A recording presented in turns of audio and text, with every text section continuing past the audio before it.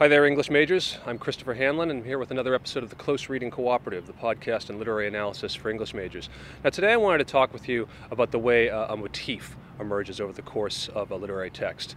Now, talking about a motif or recognizing a motif will tend to call upon many of the skills we've been developing together over the past year here on the podcast. But the thing to notice about motifs is that they establish themselves through repetition of something. Okay, that something could be a metaphor or a word or an idea or an image. But the point is that through this repetition, a motif accrues meaning over the course of a longer text. So in order to get at what we're talking about here, I want us to look at a famous text written by Ralph Waldo Emerson and published in 1842, a text called Self-Reliance.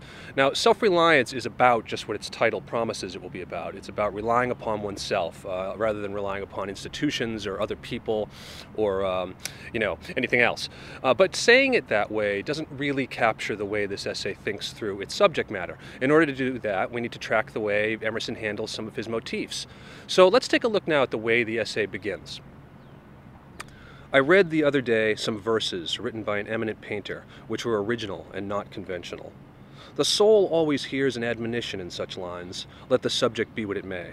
The sentiment they instill is of more value than any thought they may contain. To believe your own thought, to believe that what is true for you in your private heart is true for all men, that is genius. Speak your latent conviction, and it shall become the universal sense.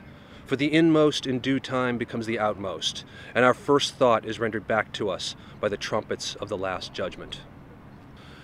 Okay, now there's a lot here to observe. Let's take a look first at the verbs that Emerson is using in this passage. Okay, the first sentence is about reading. I read the other day. But then, with the next sentence, all of a sudden we're onto a different activity, that of hearing. The soul always hears an admonition. Now, since we're such strong, close readers, we'll tend to notice that in the first sentence, the verb is used in a literal way, right? Emerson is telling us that he was literally reading some verses just the other day. But in the second sentence, that verb hearing means something more figurative, doesn't it? Because we don't literally, hear voices when we read. That's just something Emerson says in order to characterize the act of reading in a particular way. And we can even go further than this. The kind of reading Emerson means to describe is the sort that is original and not conventional. When we read the work of someone who is unafraid to be original, we hear an admonition spoken or intoned by those voices he mentioned. So why is that?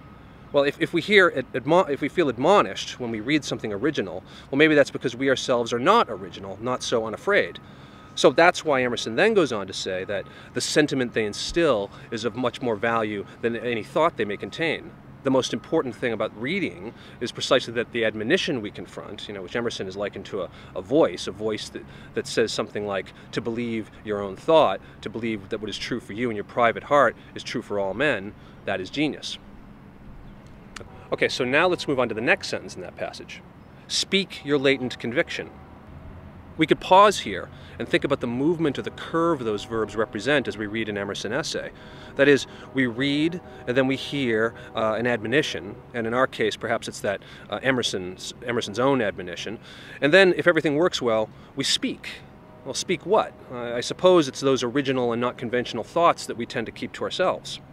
So the meaning here develops. It's not isolated to a single sentence, and in fact the meaning develops further over the course of the essay. So let's move on to another key passage that appears a few paragraphs later.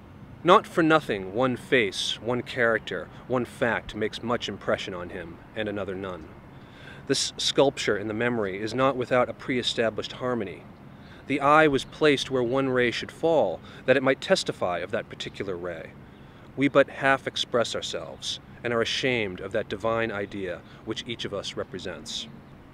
Okay, so now we have a new metaphor, a new way of getting at the problem of self-reliance. First, we have Emerson insisting that there are truths that make an impression upon very few of us, maybe only one of us.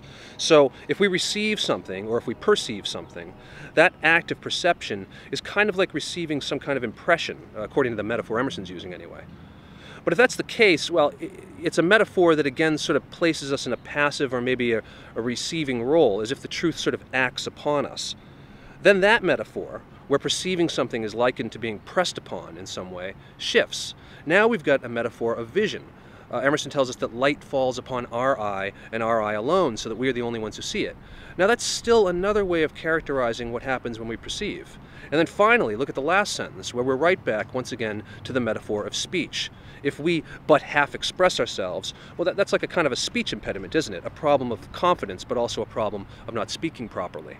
Now this pendulum swing back and forth through the essay between, hearing or receiving as a kind of a passive act, and then speaking as the active corollary of those acts continues to develop throughout the essay. So let's take a look at how Emerson handles it in a later passage. These are the voices we hear in solitude, but they grow faint and inaudible as we enter into the world. Society is everywhere in conspiracy against the manhood of every one of its members.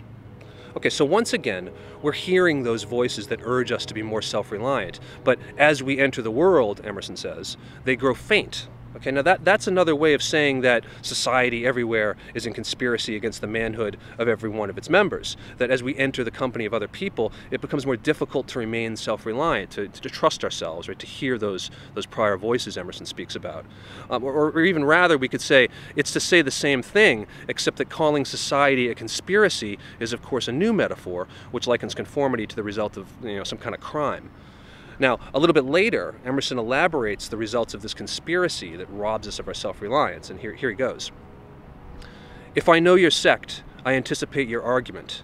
I hear a preacher announce for his text and topic the expediency of one of the institutions of his church. Do I not know beforehand that not possibly can he say a new and spontaneous word? Okay, so there it is again, this motif whereby self-reliance becomes kind of a way of speaking, a form of speech. The preacher can't say a new and spontaneous word because he doesn't rely upon himself, rather he's become the mouthpiece for this institution, in this case the church. So, this is what we call a motif again, right? This metaphor keeps developing and changing and developing a little bit as we go on through the text. And let's take a look at yet a further passage where Emerson pushes it a bit further. A foolish consistency is the hobgoblin of little minds, adored by little statesmen and philosophers and divines. With consistency, a great soul has simply nothing to do. He may as well concern himself with his shadow on the wall.